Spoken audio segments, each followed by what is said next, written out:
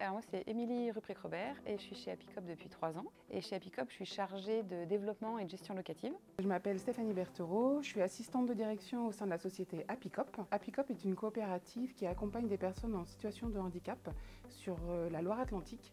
Actuellement on a 8 habitats ouverts et qui représentent 77 habitants accompagnés. Donc le principe c'est chacun a un espace de vie individuel et les personnes ont un espace en commun pour partager des temps à plusieurs. On est vraiment sur des personnes qui ne sont pas en capacité de vivre complètement seules et qui souffrent beaucoup de solitude et qui ont besoin de compenser en étant avec un groupe pour être dans du répit et mieux s'approprier leur immeuble, la ville, le quartier, enfin, voilà, pour pouvoir développer ces choses-là comme pour tout le monde mais avec un petit coup de pouce, quoi.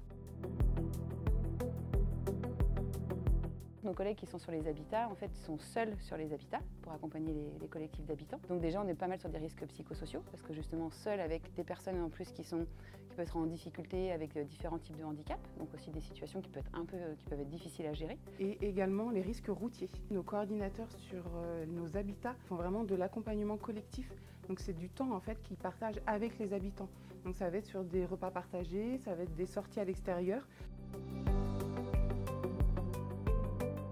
Nos coordinateurs ont de l'analyse de la pratique. C'est une formation qui est animée par une entreprise qui leur permet d'échanger en fait sur leurs pratiques, sur les problématiques qu'ils rencontrent au sein de leur habitat et d'échanger entre coordinateurs. Et il y a une personne extérieure qui vient du coup pour leur amener des clés pour pouvoir justement expliquer en fait les différentes problématiques qu'ils peuvent rencontrer et voilà, dire sur tel habitat il s'est passé ça et moi sur mon habitat voilà comment j'aurais pu réagir en fonction des personnes accompagnées. On est très vigilants sur les horaires de travail. Donc parfois ça peut dépasser évidemment sur une semaine, les 35 heures c'est pas toujours évident à respecter, mais de toute façon on dépasse jamais les 70 heures sur 15 jours, histoire que ça puisse vraiment s'équilibrer. On essaie de privilégier le train dès que c'est possible. Voilà, pour éviter la fatigabilité liée au déplacement. On fait des visites aussi dans les habitats régulièrement pour leur dire attention, là, telle chose ça peut être dangereux, vraiment les bonnes pratiques. Les coordos elles vont pas forcément se rendre compte parce que dans les habitats, les espaces communs, on est vraiment comme une pièce de vie domestique. Donc en fait, quand quelque chose qu'on ferait chez soi, on ne va pas se dire je me mets en danger si je fais cuire des pâtes. Alors qu'en fait là, comme c'est dans la responsabilité de l'employeur, on est obligé de leur faire prendre conscience que si, là ça peut être en difficulté. Donc c'est venir sur place pour leur faire prendre conscience de ce qui peut se passer. Et c'est comme ça qu'on a fait notre première journée de formation sur le document unique d'évaluation des risques professionnels. C'était vraiment justement autour de jeux et de situations pour se rendre compte de comment pouvaient se passer les choses. Et comme chacune est sur son poste individuel en fait, on voyait bien que ça ne pouvait pas venir de nous, de dire qu'est-ce qui est dangereux, qu'est-ce qui n'est pas dangereux. Donc là, on a nécessairement besoin que nos salariés soient complètement impliqués dans la démarche parce que voilà, on n'est pas du tout au quotidien avec elles, quoi.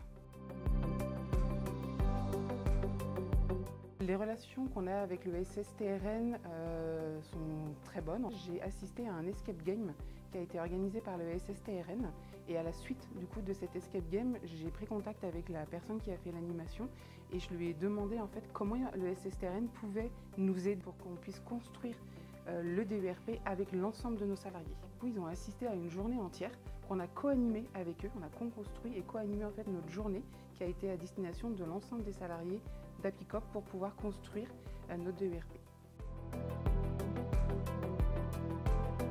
Ce qu'on a vraiment envie de mettre en place très fortement, c'est toute cette participation des salariés à l'élaboration du document unique et vraiment l'idée de le faire vivre tout au long de la vie de notre structure, alors même après nous, c'est en tout cas d'initier toute cette démarche. On a mis à jour en fait un tableau dans lequel ils compilent en fait l'ensemble des risques qu'eux ils rencontrent sur leur habitat. On va créer des groupes de travail avec des coordinateurs dédiés et une personne ou deux du siège social qui vont permettre de recenser l'ensemble des risques et pour pouvoir mettre à jour ce DERP et pour ensuite le présenter à l'ensemble des salariés en 2025.